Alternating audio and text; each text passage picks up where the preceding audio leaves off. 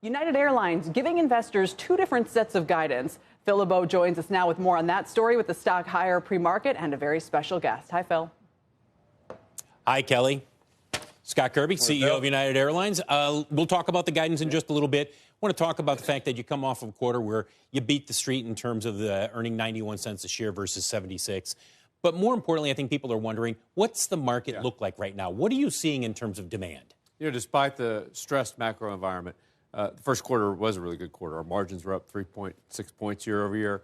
We're the one of only two airlines that are profitable. As we look out at the balance of the year, bookings have stabilized, and if it stays that way, it's remarkable. We can actually still get within the original guidance range. But even in a recessionary scenario, we think we're going to earn $7 to $9 a share, which is better than United has done in history in a recessionary environment. And that's if a recession happens. And, really, we had the right strategy. We've been running brand loyal customers. And just another proof point that the strategy is working and the people are doing a great job executing winning customers. You give two scenarios, one of them being $7 to $9 this year in earnings if there's a recession. Do you think we're headed towards a recession?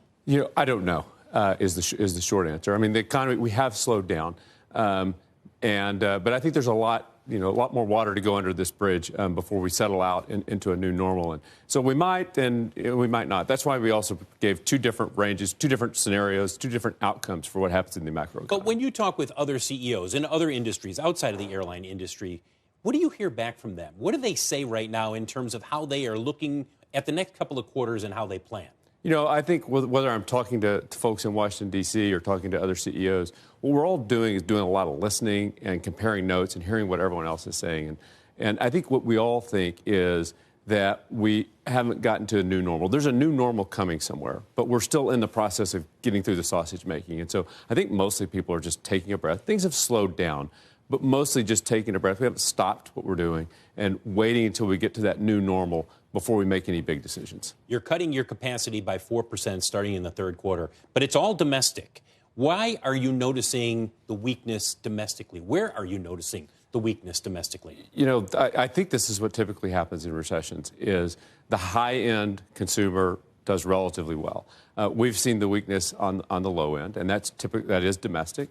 And so what we're doing is we're pruning out some of the utilization flying. The red-eye flight that was barely profitable before, it's going to lose money now when there's less overall demand. And so we've pruned out where the weakness that we've seen is weak.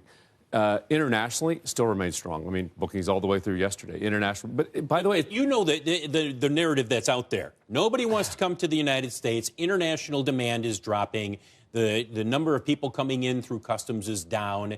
So there's two narratives out there. Yeah.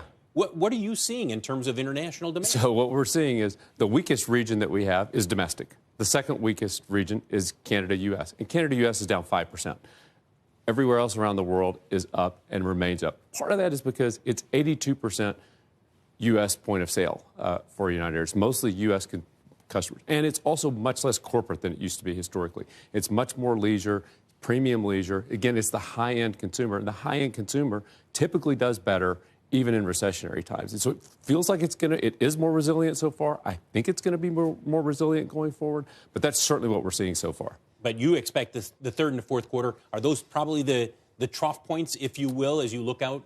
Well, the fourth quarter is, the first quarter is actually the trough point of the year for us. And so pretty remarkable that, we grew earnings here in the first quarter, leading, one of only two airlines that's profitable. The fourth quarter is also a little bit slower. But really, we're reducing that utilization flying primarily in the fourth quarter just because in a weaker demand environment, again, those flights that are marginal in good times start to lose money in bad times.